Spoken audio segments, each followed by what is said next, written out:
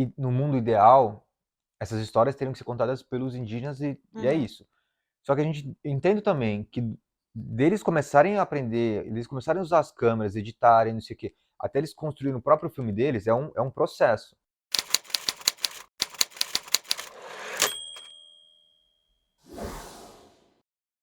Muito obrigada por estar aqui. Foi muita coincidência a gente ter você estar aqui em Los Angeles depois que eu mandei mensagem para você. Uhum. E para vocês que não sabem, o Gabriel é produtor do filme Território, que está na shortlist do Oscars, e também foi indicado para o PGA, que é o Sindicato dos Produtores. Uma premiação muito importante também, então parabéns, Obrigado. primeiramente, porque esse realmente já está indicado, não tem como tirar de vocês. Então fala um pouquinho de você, como é que começou essa jornada de jornalismo, fotografia, e como que você parou na Amazônia. Uhum. Tá, então vamos lá. Eu sempre quis fazer cinema, Uhum. sempre quis fazer cinema. Só que um momento da minha vida eu fui morar em Santos e não tinha como estudar cinema lá, tinha que ir para São Paulo, minha família queria ficar todo mundo junto, então eu estudei jornalismo. Uhum. Nunca tinha pensado em fazer jornalismo, mas estudei jornalismo porque a grade curricular era o que mais chegava próximo do cinema. Com certeza. Tava entre ali e publicidade, eu falei, putz, acho que jornalismo é mais legal por história, porque eu já era interessado em documentário, Hum. então eu fiz jornalismo. Aí quando eu terminei, eu comecei já a trabalhar com TV, sempre com audiovisual, vídeo, enfim. Mas daí, Brasil, né? Sim. Brasil é complicado, foi uma longa jornada, eu tinha que pagar a conta, então Uhum. trabalhei com TV, trabalhei com muita coisa, mas sempre me entendi meio que sei lá, um storyteller, assim, sabe? Sim. E uma coisa muito visual mesmo. Uhum. Então, fotografo também, É mais um jeito de ainda ter imagem, né, é, basicamente. mais estilo do que vídeo em si, mas também faço os dois. Uhum. Mas daí foi isso, assim. Aí, por falar um pouco de inglês, espanhol e por ter um passaporte italiano também. Ah, nice. Então eu viajei muito, comecei a viajar muito a trabalho, entendi que era financeiramente, economicamente era Viável. melhor, Uhum. né, sendo brasileiro. Então aí eu só comecei a trabalhar com produção internacional. Uhum. Aí em 2015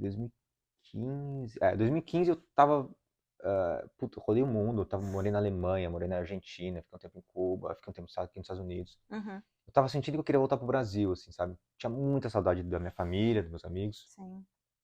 de açaí. Com certeza, a gente encontrou os lugarzinhos aqui, mas. Aí, nessa época, no final de 2015, eu tava morando na Argentina, o Uhum. Macron ganhou, aí eu falei, puta, esse presidente, a Argentina, eu amo a Argentina, mas a economia deles é horrível sempre, Sim. muito frágil. Eu falei, puta, esse presidente vai acabar com o país. Aí, ainda que eu trabalhasse para europeu, ou seja, ganhava em euro, Uhum. para mim tava tranquilo, mas tava uma vibe ruim, assim, sabe? Eu não queria, Sim. sentia muita falta do Brasil, falei, vou voltar pro Brasil. Aí, só que nisso é uma história muito engraçada. Ah. Porque antes, uma vez eu cobri o atentado terrorista no Kurdistão. Quase Eita. morri, inclusive. Quase morri, Jesus. fiquei em cima de uma bomba. Meu Deus. Entre mortos e feridos foram 500 pessoas na minha frente. Aí Gente. depois disso, eu fiquei muito interessado por conflito. Hum. E aí eu tava organizando para ir para a Ucrânia, porque 2015 ali era o começo do conflito na Ucrânia, Uhum. Crimeia, aquela história toda. Então eu tava organizando para ir, então no começo de 2016 eu ia para a Ucrânia. Eu já tava com fixer, com motorista, com trator, com tudo. Só que com essa coisa de voltar pro Brasil. Aí um amigo meu falou: Meu, você quer ir pra conflito? Vai pra Amazônia. Hum.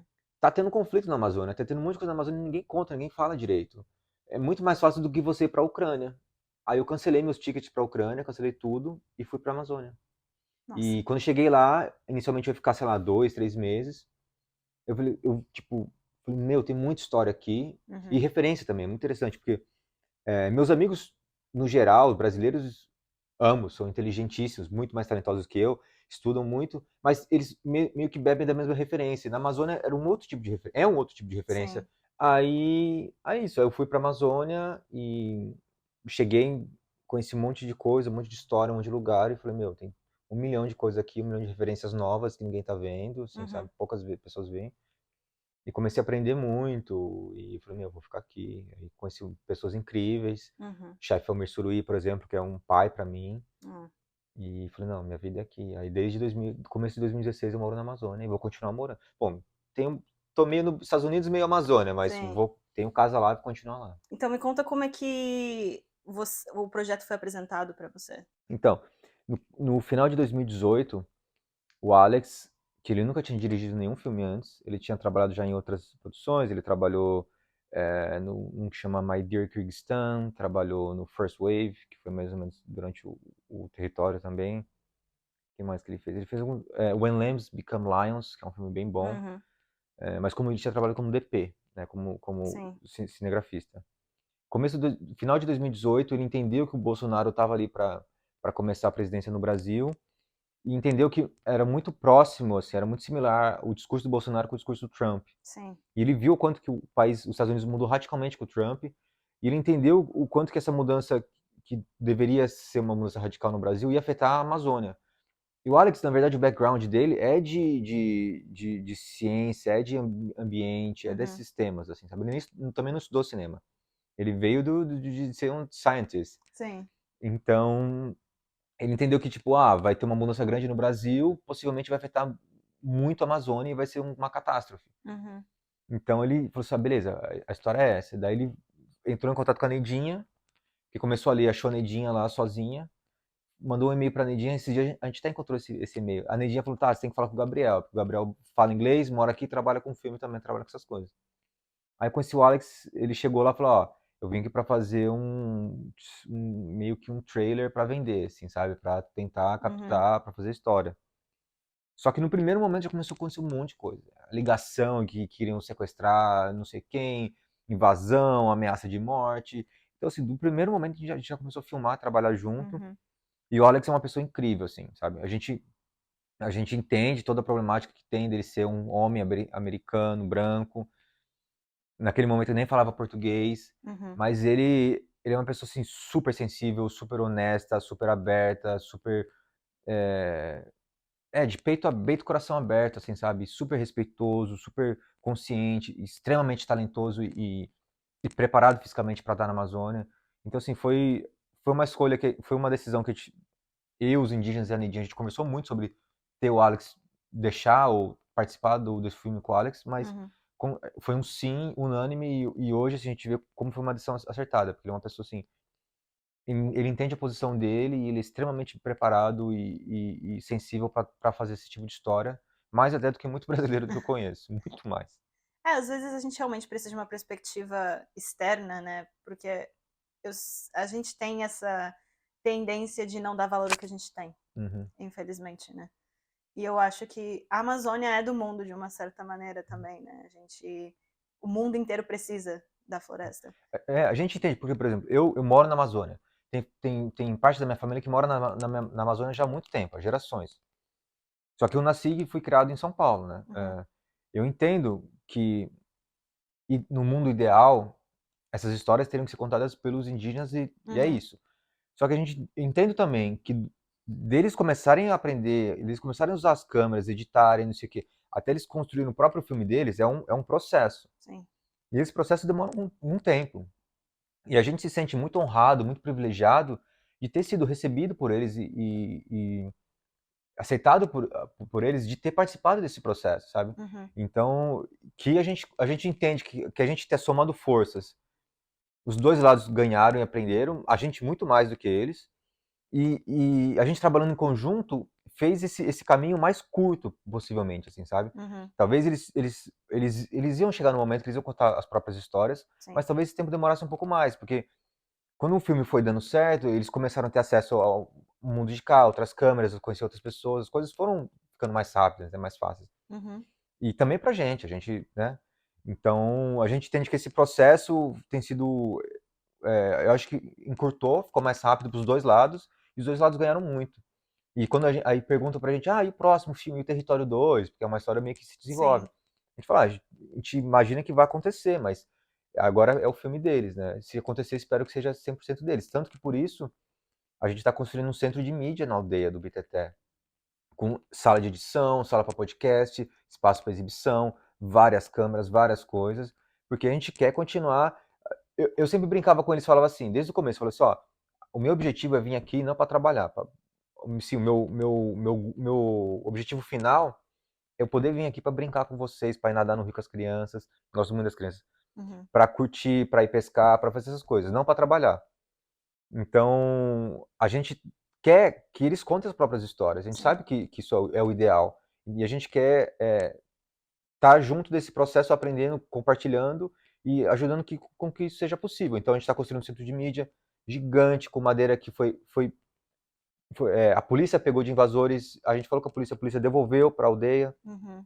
Um projeto sustentável, e eles vão ter as próprias ilhas de edição, as próprias coisas, para contar as próprias histórias. Então, quando perguntam, qual que é o próximo projeto? Eu falo, espero que seja deles, eu só vou assistir. Eu só vou Exato. dar pitaco, vou encher o saco, reclamar, mas eu não vou trabalhar, só vou assistir.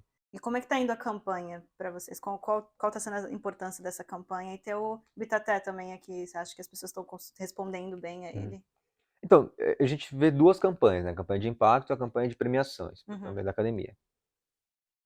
Me perguntaram esses dias sobre, o que você acha que seria a importância de ter um filme brasileiro, um filme da Amazônia no Oscar, por exemplo. Uhum. A gente falou, a gente entende, obviamente entende a importância, o significado disso, o quanto isso pode ser histórico para o Brasil, Uhum. ainda mais um povo da Amazônia, eles são coprodutores do filme, tem vários indígenas que são produtores executivos, Uhum. cinegrafistas, produtores, tem vários indígenas na equipe. A gente entende a importância disso e o quanto que isso pode dar uma força maior para o filme. Mas, ao mesmo tempo, o nosso objetivo maior não é esse, assim, Sim. sabe? Seria desonesto com todo o resto que a gente está fazendo, a gente focar numa coisa, Uhum. numa premiação. Até porque os Uruel eles estão Tô assim nem pro aí. Oscar, É. sabe? Então a gente está fazendo muitas coisas. A gente está construindo esse centro de mídia, a gente está fazendo parceria com empresas, com produtoras de cinema, com Uhum. profissionais de cinema para ir lá. A gente está fazendo parceria para fazer intercâmbio, Uhum.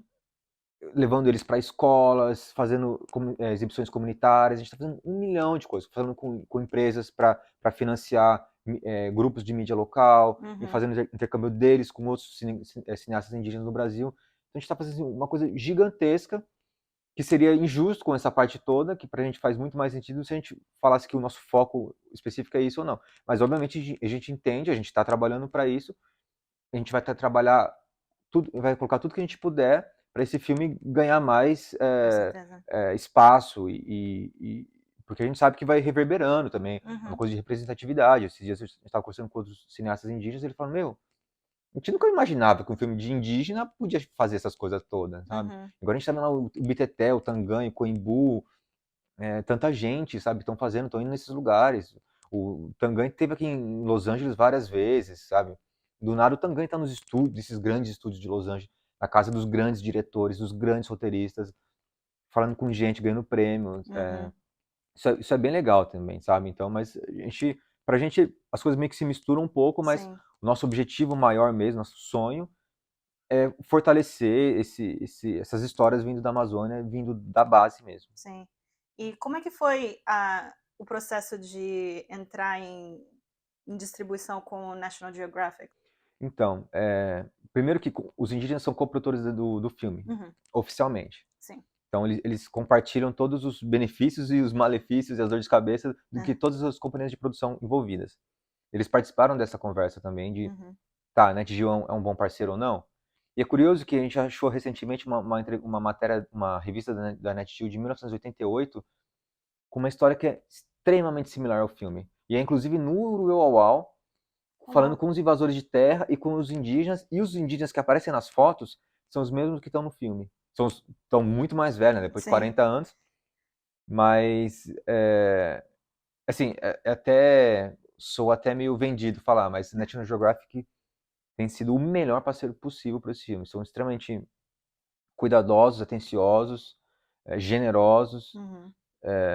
e né, tem toda uma expertise, tem toda uma máquina que somaram muito ao filme. Com certeza a gente não chegaria nem metade do que a gente chegou sem a National Geographic. E só para finalizar a entrevista, o que que você diria para você mesmo antes de começar a sua jornada com audiovisual, com jornalismo, tudo? Alguma dica, algum conselho? Nossa, eu tenho tanto para aprender ainda, tanto. Meu caminho só começou. Acho que soaria até pretencioso eu dar lição para alguém. O que você diria para mim quando eu comecei? Eu tenho tão pouca experiência. Eu acho que é uma questão, que é uma coisa que eu estava pensando para mim outro dia mesmo. Tudo bem você não saber tudo agora, porque assim, não, acho que em nenhuma maneira a gente sabe de tudo, e eu acho que não tem como a gente saber de tudo, até quando a gente tiver com 60 anos de idade, Uhum. 80, ou o que seja. Mas qualquer sabedoria que a gente pode passar, porque a gente às vezes acha que, isso que eu sei parece muito básico, então, tipo, qualquer outra pessoa vai saber. Hum, Mas eu acredito que a gente sempre tem sabedoria, independente hum. da nossa idade.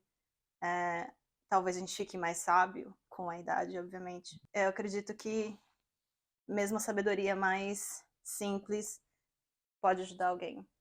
Então, depois de você ter falado tudo isso, eu sou uma pessoa que sou mais de ouvir do que de falar. Eu falaria, continue ouvindo mais do que, e falando, e ouvir mais do que fala. Porque tá vendo, ó, eu ouvi mais do que falei agora e foi muito melhor ter ouvido de você do que de mim. Então eu falaria, continue ouvindo muito mais do que você fala. Principalmente sendo produtor, diretor, o que seja, de documentários, né? O seu papel é ouvir as Hum. histórias das pessoas. Então, realmente é um bom conselho. Muito obrigada Valeu. novamente. Obrigado você. Se você gostou da entrevista com o Gabriel Uchida, já deixa o seu gostei, se inscreve no canal para ver os próximos vídeos. E se você quer saber mais sobre o documentário Território, eu deixei todos os links pertinentes ao filme na descrição.